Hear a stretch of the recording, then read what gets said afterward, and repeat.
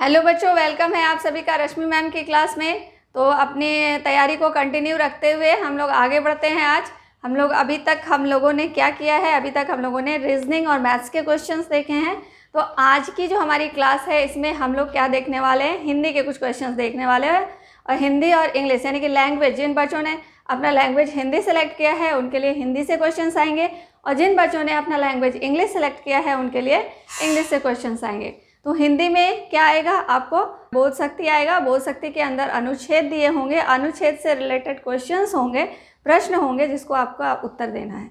और दूसरी चीज़ कि इंग्लिश में क्या होगा कि आपको कॉम्प्रिहेंशन आएगा, उसके अंदर पैराग्राफ होंगे और पैराग्राफ से रिलेटेड कुछ क्वेश्चंस होंगे जिसको आपको पैराग्राफ के अंदर से ही उसके आंसर आपको देने हैं।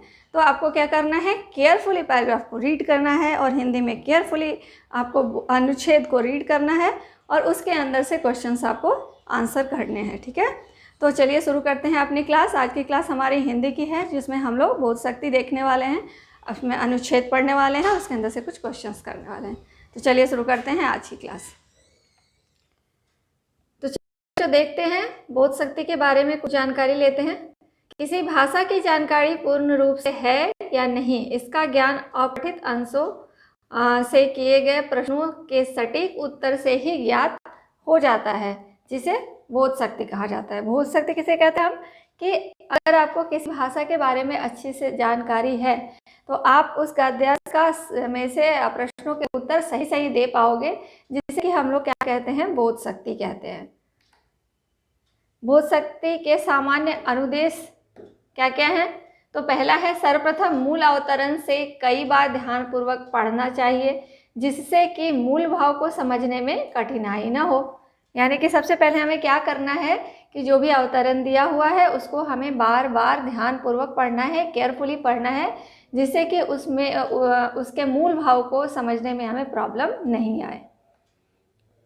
नेक्स्ट, मूल अवतरण के मूल भावों विशिष्ट शब्दों को रेखांकित कर देना चाहिए, जिससे कि ठीक उत्तर जानने में कठिनाई ना हो। अब जब हम पैराग्राफ पढ़ रहे हों, जब हम अवतरण को पढ़ रहे हों यानी कि पैराग्राफ को पढ़ रहे हों, तब क्या करना चाहिए, हमें उसमें जो मूल भाव हैं उन्हें क्या करना चाहिए, अंडरलाइन कर देना चाहिए, जिससे कि हमें उनमें जो प्रश्न पूछे जाएं उसका आंसर देने में हमें प्रॉब्लम नहीं आए। नेक्स्ट, दिए गए सभी प्रश्नों के उत्तर मूल अवतरण में ही विद्यमान रहते हैं, विद्यार्थी मूल अवतरण से ही उत्तर खोजे।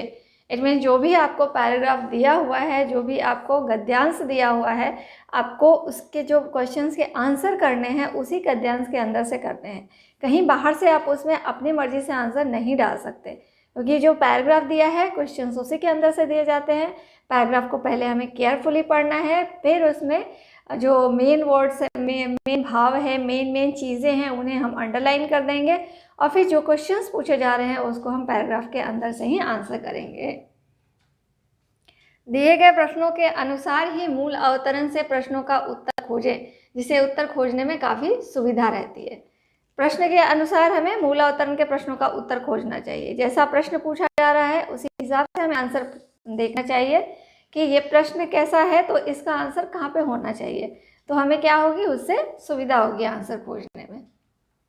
नेक्स्ट, किसी भी दिए गए प्रश्न के उत्तर के लिए अपनी ओर से कुछ भी नहीं लिखना है। ठीक है, आपको एग्जाम में जो प्रश्न का उत्तर पूछा जा रहा है तो उसका उत्तर आपको पैराग्राफ से ही लिखना है, जैसे कि मैंने पहले बताया।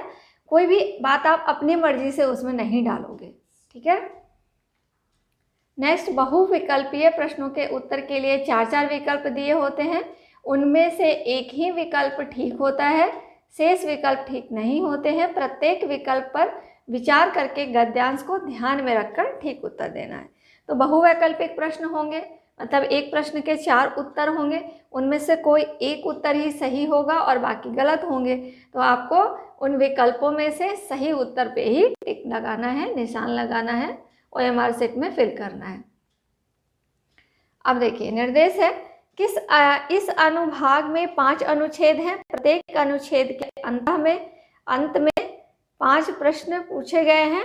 प्रत्येक अनुच्छेद को ध्यान से पढ़िए और उस पर पूछे गए प्रश्नों के उत्तर लिखिए। ठीक है। प्रत्येक प्रश्न के लिए 4 संभावित उत्तर हैं जिन्हें A, B, C और D क्रम में दिया गया है। इनमें से केवल एक ही उत्तर सही होगा। आप सही उत्तर चुनकर संलग्न उत्तर पुस्तिका में हर प्रश्न के आगे दिए गए बॉक्स में अंग्रेजी अक्षर में लिखें। ठीक है। तो आपको क्या होगा कि 5 अनुच्छेद दिए जाएंगे। ठीक है। उन 5 अनुच्छेद में से हर एक अनुच्छेद से 5-5 प्रश्न होंगे और प्रत्येक अनुच्छेद को हमें ध्यान से पढ़ना है, केयरफुली पढ़ना है, 1-2 बार रीड करना है अच्छी तरह से। और प्रत्येक प्रश्नों के जो 4 उत्तर दिए होंगे वो A, B, C, D करके क्रम में दिया होगा। आपको जो सही उत्तर होगा वो A, B, C, D के अकॉर्डिंग, जो भी A आंसर अगर सही होगा तो आप OMR शीट में A को फिल करोगे, B सही होगा तो B को फिल करोगे, C सही होगा तो आप C को फिल करोगे, D सही होगा तो आप D को फिल करोगे। ठीक है। जैसे OMR शीट में इस तरह से फिल करते हैं वो आप ऐसे फिल करोगे। क्लियर? आगे देखते हैं। अब आ गया हमारा अनुच्छेद 1। ठीक है। अब आप इसको आराम से ध्यान से पढ़ेंगे। ठीक है। स्क्रीन को पॉज करेंगे और इस पैराग्राफ को ध्यान से पढ़ेंगे। चलिए मैं पढ़ना शुरू करती हूँ। एक दयालु किसान था। ठीक है। किसान कैसा था भाई? दयालु था। चाहे तो आप इसको अंडरलाइन कर लो। वह प्रायः दूसरे किसानों की खेती में के कामों में सहायता किया करता था। दूसरे किसानों की वो मदद करता था। उसके हृदय में पशु एवं पक्षियों के प्रति भी लगाव और हित की भावना थी। किसके प्रति? पशु और पक्षियों के प्रति उसके हृदय में क्या थी? लगाव और हित की भावना थी। एक दिन वह पास ही के किसी गांव में गया। वहां से लौटते हुए उसने सड़क पर पड़े हुए एक घायल सांप को देखा। किसको देखा भाई? तो घायल सांप को देखा। इसे हम अंडरलाइन कर देंगे। लगता था कि वह किसी बैलगाड़ी की चपेट में आ गया है। किसकी चपेट में आ गया है? बैलगाड़ी की चपेट में आ गया है। उसके घावों से खून निकल रहा था। क्या निकल रहा था? उसके घावों से खून निकल रहा था। वह दयालु किसान उस घायल सांप को कपड़े में लपेटकर घर ले गया। किसे घर ले गया? तो घायल सांप को वो घर ले गया कपड़े में लपेटकर। वहाँ उसने उसके घावों पर दवाई लगाई। क्या लगाई उसने? दवाई लगाई।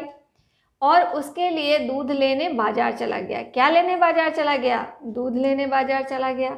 घर लौटकर उसने देखा कि सांप होश में आ गया था। ठीक है। कौन होश में आ गया था? सांप होश में आ गया था। किसान को देखते ही वह उस पर झपटा। किसान को देखते ही कौन उस पर झपटा? सांप उस पर झपटा। किसान इस हमले के लिए तैयार नहीं था, क्योंकि किसान को तो ऐसा इसी उम्मीद नहीं थी कि भैया वो सांप उसमें आ जाएगा और मुझे काटेगा। उसने किसी प्रकार अपने आप को बचा लिया और कहने लगा, किसी का स्वभाव बदलना बड़ा कठिन है। ठीक है।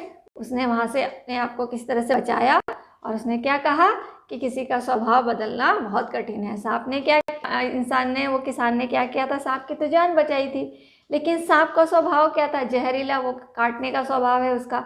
तो वो जैसे ही होश में आया उसने सांप पे आक्रमण कर दिया।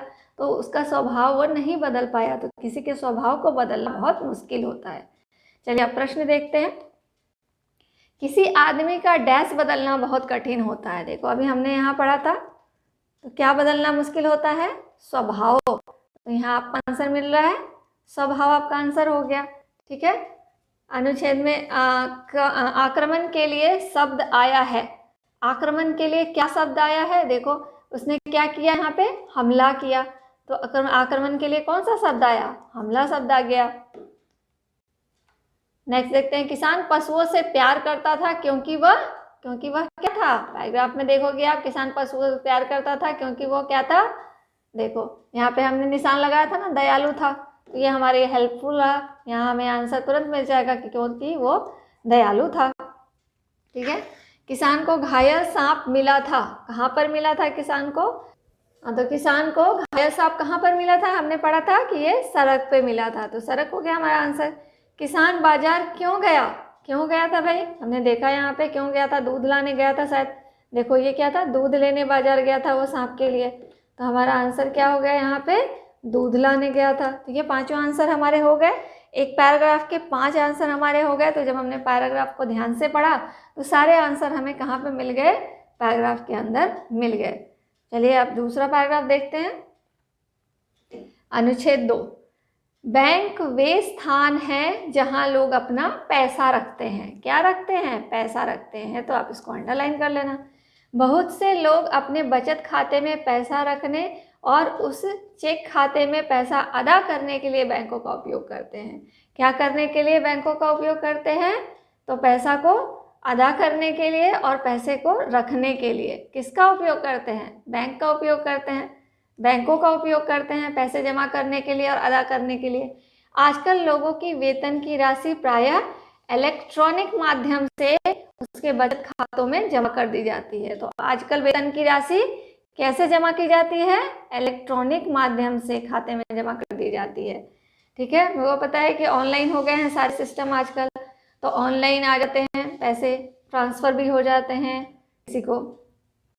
उसके उपरांत वे चेकों के द्वारा अपने खातों से बिलों की अदायगी कर सकते हैं। किसके द्वारा बिलों की अदायगी कर सकते हैं? चेकों के द्वारा, है ना। या यदि उसके खाते इलेक्ट्रॉनिक से जुड़े हैं तो ऑनलाइन भुगतान कर सकते हैं। पहले तो सरकार इलेक्ट्रॉनिक माध्यम से अकाउंट में पैसे दे देती है, किसी की सैलरी अगर देनी है तो इलेक्ट्रॉनिक माध्यम से अकाउंट में आ जाते हैं पैसे। और अगर उस एम्प्लॉय का अकाउंट ऑनलाइन है तो क्या कर सकते हैं? इलेक्ट्रॉनिक ऑनलाइन हम भुगतान वो किसी को भी कर सकता है। और अगर नहीं है तो वो चेक के द्वारा अपने पैसे को निकाल सकता है या किसी को दे सकता है। बैंक लोगों को ऋण भी देते हैं। बैंक अपने ग्राहकों की जमा राशि को लोगों को नया मकान या कार खरीदने, व्यवसाय शुरू करने या अन्य किसी कार्य के लिए ऋण के रूप में भी देते हैं। तो बैंक क्या करते हैं? ऋण देते हैं। मीन्स लोन का नाम तो आप जानते ही होंगे। तो बैंक लोगों को लोन भी देता है, जिसे ऋण कहते हैं हिंदी में। बैंक अपने ग्राहकों की जमा राशि को लोगों को नया मकान बनाने के लिए हम होम लोन लेते हैं, कार लोन लेते हैं। ठीक है, व्यवसाय कोई बिजनेस करना चाहता है तो उसके लिए भी लोन लेता है। तो इन सब कार्यों के लिए बैंक क्या देती है? ऋण देती है। ठीक है, इस प्रकार बैंक लोगों को ऋण रूप में दी गई राशि के ब्याज से पैसे कमाता है। बैंक कैसे पैसे कमाता है भाई? बैंक ने तो ब्याज दे दिया, बैंक ने क्या दे दिया? लोन दे दिया, लोगों को ऋण दे दिया। अब आपको होगा कि बैंक ने तो दिया, बैंक को क्या फायदा इससे? तो बैंक को फायदा क्या है? बैंक उस पर इंटरेस्ट लेती है, ब्याज लेती है। लोगों को जो वो ऋण देती है उसके वो ब्याज लेती है और इस ब्याज से वो पैसे कमाती है। कैसे कमाती है? ब्याज से। दूसरे शब्दों में लोगों को कर्ज की राशि से अधिक की अदायगी बैंक को करनी पड़ती है। दूसरे शब्दों में क्या कह सकते हैं? लोगों ने बैंक से जितने भी पैसे लिए उससे ज़्यादा पैसे बैंक को देने पड़ते हैं। जैसे कि किसी ने 1 लाख रुपए लिए तो 1 लाख रुपए पे ब्याज जितना बनेगा उसको जोड़ के मतलब एक्स्ट्रा पैसे और 1 लाख से प्लस पैसे लोगों को देना पड़ता है बैंक को। इस अदायगी की राशि की मात्रा ऋण लेने वाले व्यक्ति की विश्वसनीयता तथा ऋण राशि लौटाने की क्षमता पर आधारित होती है। ठीक है, अब तो यहाँ पहले हम अंडरलाइन कर लें कि कर्ज की राशि से अधिक पैसे देनी पड़ती है। ठीक है, बैंक को। अब मात्रा क्या किस पे डिपेंड करती है? कि अदायगी की जो राशि है वो लेने वाले की व्यक्ति की विश्वसनीयता या ऋण राशि लौटाने की क्षमता पर आधारित होती है। लोग किस तरह से देना चाहते हैं, वो कितने विश्वसनीय हैं व्यक्ति। कोई तो फ्रॉड भी होता है जो लेके भाग जाते हैं, पैसे देना नहीं चाहते। और कुछ लोग होते हैं कि अपनी कैपेसिटी के अकॉर्डिंग देते हैं। इंटरेस्ट बनता है हर महीने, आपको इतने पैसे देने हैं, तो इस हिसाब से बैंक अलग अलग तरह से पैसे लेती है। चलिए आगे बढ़े। अब आगे हमारा क्वेश्चंस। बैंक धन कमाता है। कैसे धन कमाता है? ऋण राशि के ब्याज से, धन की बचत से, बिलों के भुगतान से, मकानों की खरीदारी से। तो अभी हमने पढ़ा था, क्या पढ़ा था कि बैंक धन कैसे कमाती है? तो ऋण राशि पर जो ब्याज बनता है उससे बैंक पैसे कमाती है। ऑनलाइन भुगतान का अर्थ क्या होता है? इलेक्ट्रॉनिक के चेक द्वारा भुगतान, इलेक्ट्रॉनिक के द्वारा भुगतान, नकदी के रूप में भुगतान या कर्ज की अदायगी के रूप में भुगतान। तो हमने क्या पढ़ा था अभी कि इलेक्ट्रॉनिक के द्वारा भुगतान जो होता है उसे हम ऑनलाइन भुगतान कहते हैं। ठीक है, बैंक एक ऐसा स्थान है जहाँ अधिकांश लोग अपने बिलों का भुगतान करते हैं, अपने व्यवसाय की शुरुआत करते हैं, अपना पैसा रखते हैं, कर्ज लेते हैं। तो ये जो 3 ऑप्शन है इनमें से हमने क्या पढ़ा है कि अपना पैसा रखने के लिए बैंक का लोग उपयोग करते हैं। अधिकांश लोग क्यों उपयोग करते हैं बैंक का? अपने पैसे को जमा करने के लिए। ठीक है, आगे बढ़े। बैंक अपने ग्राहकों की जमा राशि का कैसे उपयोग करता है? तो जमा करते हैं, कर्ज के रूप में देते हैं, जमा करने वाले को लौटा देते हैं, लोगों पर कर लगा देते हैं। तो क्या होना चाहिए इसमें से?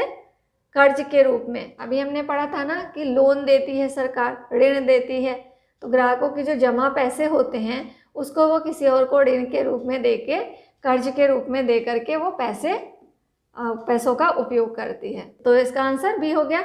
जमा करना का अर्थ क्या है यहाँ पे? रखना, पैसे को रखना। जमा करना मतलब हमने रख दिया, घर में भी पैसे कहीं पे रख देते हैं, ठीक है, स्टॉक पैसे कुछ बचा लेते हैं, जो अपने सेविंग में रखते हैं उसको हम क्या करते हैं? रख लेते हैं। तो कुछ लोग क्या करते हैं? बैंक में भी जमा करते हैं, मतलब क्या हो गया? वहाँ पे हमारी सेविंग्स हो गई, हमने रख दिया वहाँ पे अपने पैसा, तो हम क्या बोलेंगे? रखना, ठीक है। तो ये हो गया हमारा आंसर। 5 क्वेश्चंस हो गए इस पैराग्राफ से। आगे देखते हैं नेक्स्ट पैराग्राफ। आई होप कि आप लोगों को ये पैराग्राफ समझ में आ रहा होगा। बहुत आसान होता है पैराग्राफ को अगर ध्यान से आप पढ़ें, केयरफुली पढ़ें, तो सारे आंसर्स उसके अंदर से ही होते हैं, ठीक है। तो बच्चों, आई होप आपको मेरा वीडियो पसंद आ रहा होगा, मेरे कॉन्सेप्ट समझ में आ रहे होंगे। अगर आ रहे हैं तो मेरी वीडियो को लाइक कीजिए, शेयर कीजिए, सब्सक्राइब कीजिए। ओके, चलिए आगे बढ़ें। नेक्स्ट अनुच्छेद 3 देखते हैं। किसी कुत्ते के सामने रोटी का एक टुकड़ा फेंका गया। क्या फेंका गया भाई? एक रोटी का टुकड़ा फेंका गया। रोटी का एक टुकड़ा फेंका गया, फेंक दीजिए। वह उसे उठाकर चला जाएगा। रोटी का टुकड़ा फेंकेंगे तो वो लेकर चला जाएगा। किसे लेकर चला जाएगा? रोटी के टुकड़े को। आपकी ओर देखेगा भी नहीं। कुत्ते के सामने अगर हम रोटी का टुकड़ा फेंकते हैं तो वो आएगा, रोटी को उठाएगा और चला जाएगा। वो आपकी तरफ नहीं देखेगा। किसकी तरफ नहीं देखेगा? आपकी ओर नहीं देखेगा। इसके विपरीत यदि आप कुत्ते को पास बुलाएं, उसके सिर पर हाथ फेरे और तब उसे खाने को कुछ दें, तो वह बड़े प्रेम से पूंछ हिलाएगा और आपके कार्य के लिए शायद मन ही मन आभार प्रकट करेगा। अब कहे, एक तो है कि हमने कुत्ते की तरफ रोटी का टुकड़ा फेंक दिया, उसने क्या किया? उठाया, लिया और चला गया, आपकी तरफ देखा भी नहीं। उसी के अपोजिट हम क्या करते हैं? अगर किसी कुत्ते को अपने पास बुलाते हैं, उसे प्यार करते हैं, उसके सर पर हाथ फेरते हैं। कहाँ हाथ फेरते हैं? सिर पर हाथ फेरते हैं और तब उसको खाने के लिए हम कुछ देते हैं, तो क्या होता है? वो बड़े प्रेम से पूंछ हिलाता है। कुत्ते को प्यार करो तो वो क्या करेगा? अपनी पूंछ को हिलाएगा। क्या हिलाता है? पूंछ को हिलाता है। और आपके कार्य के लिए अपने मन ही मन वो आभार प्रकट करता है। क्या प्रकट करता है? आभार प्रकट करता है, यानी कि आपको थैंक यू बोलता है अपने मन ही मन। एक पशु भी मनुष्य के व्यवहार को समझता है। यदि आप, कौन समझता है? एक पशु भी मनुष्य के व्यवहार को समझता है। अगर हम पशु के साथ प्यार से बिहेव करते हैं तो वो भी हमारे साथ प्यार से बिहेव करता है। अगर हम उसे प्यार नहीं देते, रेस्पेक्ट, तो वो भी क्या करता है? वो भी हमें नहीं देखता है, देखता भी नहीं है, बस चला जाता है ऐसे ही।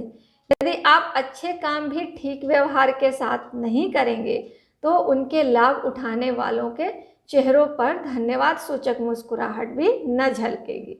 उसके मन में किसी तरह की खुशी नहीं होगी। उसके मन में किसी तरह की खुशी नहीं होगी। हम दूसरों की भलाई करते हैं, पर अक्सर भलाई करने का ढंग हमें मालूम नहीं होता है, ठीक है। हम लोगों की भलाई तो करते हैं, लेकिन क्या होता है कि हमें भलाई करने का तरीका पता नहीं होता है। हम अगर अच्छे ढंग से, तरीके से, अच्छे मन से किसी के लिए भलाई करें खुशी से, तो सामने वाले को भी लगेगा क्या कि वो मेरे लिए अच्छा कर रहा है और दिल से कर रहा है, तो वो भी हमें रेस्पेक्ट देगा और हमें थैंक यू कहेगा। मतलब मन ही मन, ऊपर से ना बोले, लेकिन उसे मन में फील जरूर होगा कि हाँ, इस व्यक्ति ने मेरे लिए कुछ अच्छा किया है। तो इन फ्यूचर हो सकता है वो भी हमारे लिए कुछ अच्छा करे। लेकिन हमें क्या है कि अपने फ़ायदे की बात ना सोचकर लोगों की भलाई करनी चाहिए। चलिए आगे बढ़ते हैं, देखते हैं क्वेश्चंस देखते हैं। उठाना का विपरीत अर्थ क्या होता है? उठाना का विपरीत अर्थ क्या होता है? तो मतलब अभी हमने पढ़ा था ना कि कुत्ता, देखो यहाँ पे है उठाकर चला जाएगा। वो क्या उठाकर चला जाएगा? वह उसे उठाकर चला जाएगा। तो यहाँ से क्या समझ में आ रहा है हमें कि उठाना का विपरीत अर्थ, उल्टा बताना है आपको। उठाना मतलब उठाकर चला जाना, फेंकना। हमने फेंका, उसने उठाया, तो इसका सही आंसर क्या हो जाएगा? फेंकना। फेंकना का उल्टा उठाना होता है, विपरीत। सेकंड, दूसरों की सहायता करने वालों को क्या कहते हैं? जो दूसरों की सहायता करता है उसको क्या कहते हैं? सहायक। ठीक है, जो दूसरों की सहायता करता है उसे सहायक कहेंगे, काम वाली तो नहीं कहेंगे ना, मास्टर नहीं कहेंगे, कुत्ता नहीं कहेंगे, सहायक कहेंगे।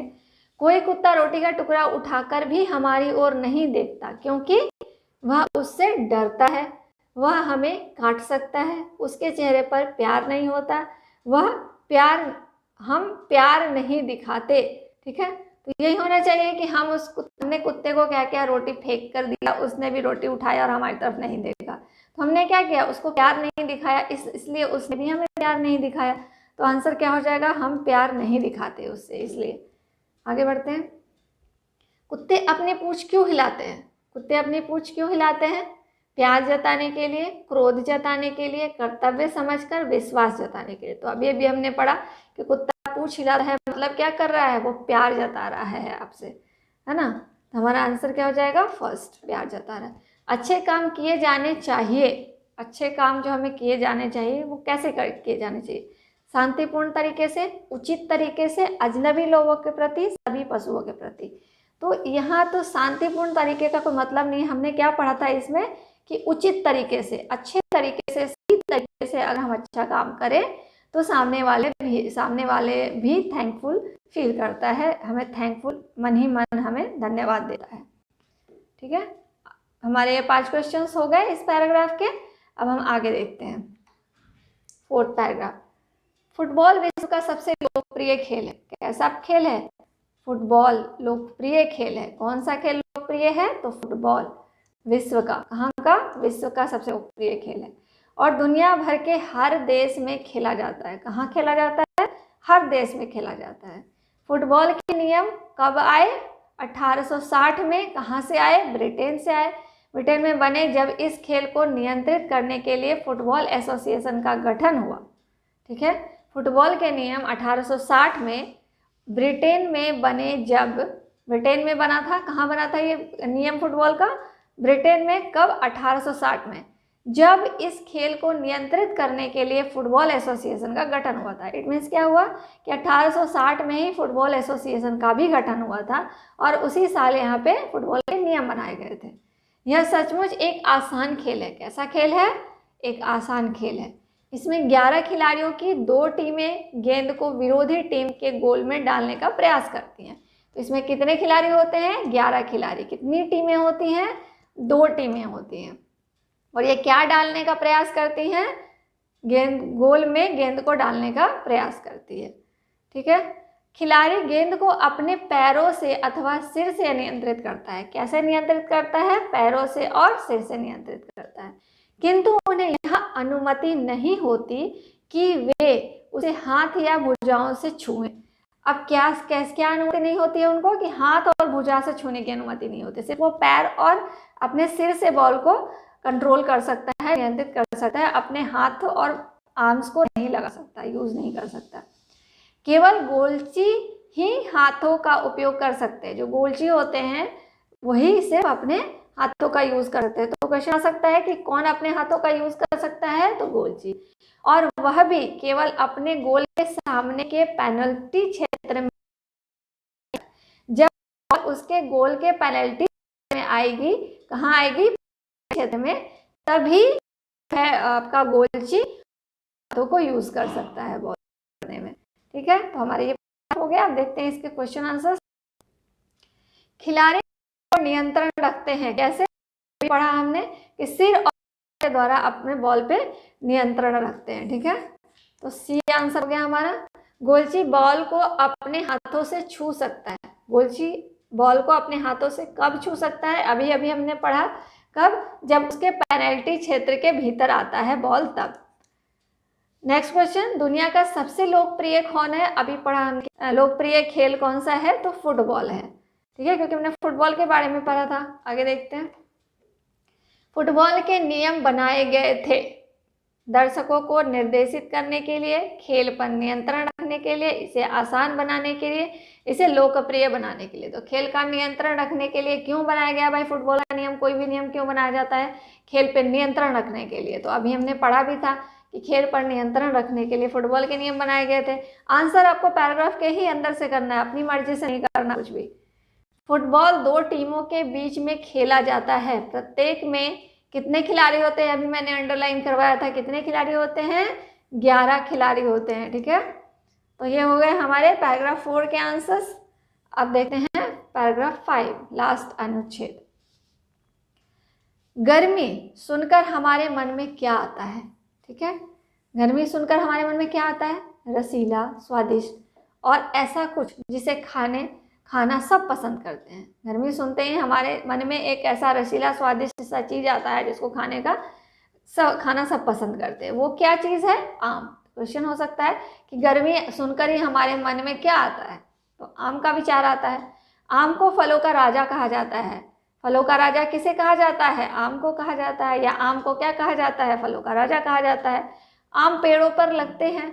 आम का वृक्ष 60 फीट तक ऊंचा हो सकता है। क्वेश्चन आ सकता है आम का वृक्ष कितना ऊंचा होता है, 60 फीट तक ऊंचा होता है।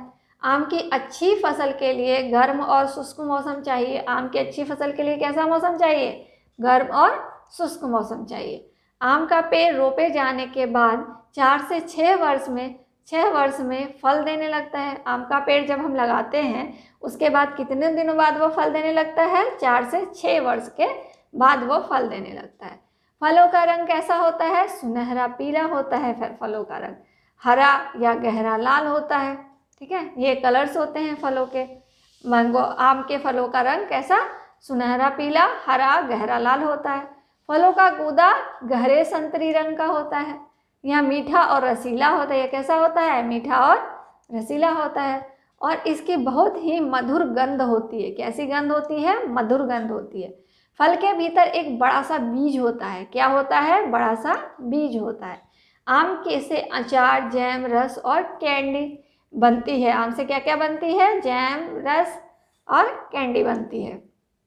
आम में अनेक विटामिन और खनिज होते हैं। आम में क्या क्या होते हैं, कई विटामिन होते हैं और खनिज भी होते हैं। तो ये पढ़ लिया हमने पैराग्राफ, वर्ड्स को अंडरलाइन भी कर लिए। अब देखते हैं क्वेश्चन आंसर्स। आम से बनाई जाने वाली एक वस्तु, अभी हमने पढ़ा था क्या क्या बनाया जाता है आम से। मोमबत्ती तो नहीं बनाई जाती, विटामिन नहीं बनाया जाता, खनिज नहीं बनाया जाता। क्या बनाते हैं, अचार। आम का अचार आप लोग खाते भी होंगे। नेक्स्ट, मीठा का विपरीतार्थक शब्द क्या है। मीठा का विपरीतार्थक मतलब मीठा का उल्टा, ठीक है। मीठा का उल्टा क्या होना चाहिए, कड़वा। जी, क्या होना चाहिए, मीठा का ऑपोजिट कड़वा होना चाहिए, क्योंकि मीठा का मधुर तो सिनोनिम्स हो गया, यानी कि सेम शब्द हो गए। रसीला भी नहीं होगा, स्वादिष्ट भी नहीं होगा, तो क्या होगा, कड़वा।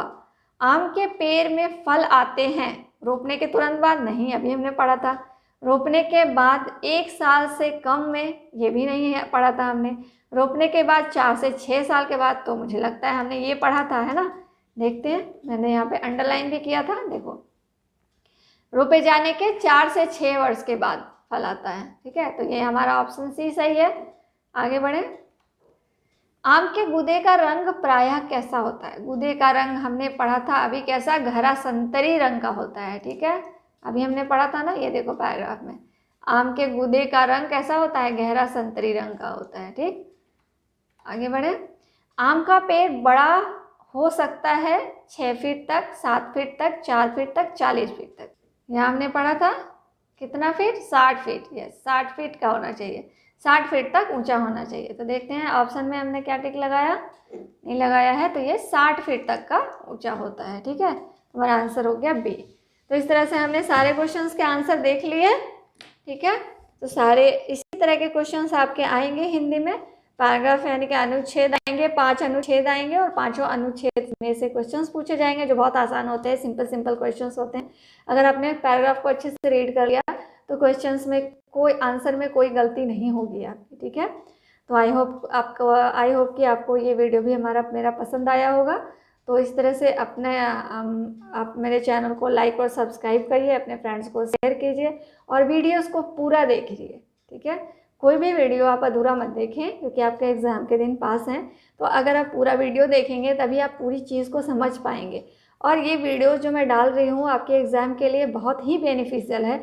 आप इन वीडियोस को अगर आप रेगुलर देख रहे हैं तो आपका एग्ज़ाम में पास होना बिल्कुल भी मुश्किल नहीं होगा, बहुत आसान हो जाएगा। मेरे साथ साथ आप क्वेश्चंस को करते चलिए। आप जैसे ही स्क्रीन पे क्वेश्चन आता है आप उसे पॉज कीजिए और क्वेश्चन का सॉल्यूशन करना शुरू कीजिए, और उसके बाद फिर आप टैली करिए कि मैंने क्या करा है और आपने क्या करा है। अगर सेम है, कॉन्सेप्ट्स क्लियर होते जा रहे हैं, तो आप आंसर्स भी क्लियर सही सही करते जाओगे। तो चलो बच्चों, आशा है कि आप लोग के एग्ज़ाम की तैयारी अच्छी चल रही है, आगे भी आप अच्छा ही करोगे एग्ज़ाम में, ठीक है। तो अब नेक्स्ट वीडियो में मिलेंगे हम इंग्लिश के पैराग्राफ के साथ, कॉम्प्रिहेंशंस के साथ, इंग्लिश के लिटरेचर के साथ। ये अभी भी मैं आपको एक बात और बता दूँ लास्ट में भी, कि जिन बच्चों ने अपना लैंग्वेज इंग्लिश लिया है उनके लिए इंग्लिश के क्वेश्चंस आएंगे, और जिन बच्चों ने अपना लैंग्वेज हिंदी लिया है तो उनको हिंदी के अनुच्छेद आएंगे, ठीक है। तो आपने जो लैंग्वेज लिया है उसी के आंसर करना, दूसरे के नहीं, ठीक है। तो चलिए मिलते हैं अब नेक्स्ट वीडियो में नए क्वेश्चंस के साथ, नई एनर्जी के साथ। तब तक के लिए tata, bye bye, see you, take care, like and subscribe my channel. Okay, bye.